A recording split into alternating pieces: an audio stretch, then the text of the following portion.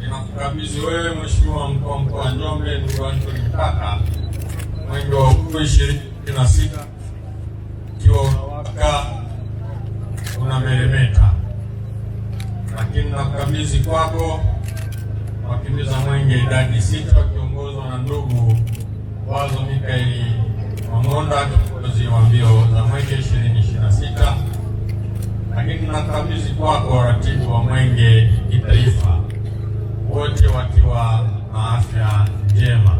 Mwenyezi Mungu akusaidie. Mwenge wa Uhuru oye! Anthony John Mtaka, mkuu wa mkoa wa Njombe, nakiri kupokea mwenge wa uhuru ukiwa unang'ara unameremeta.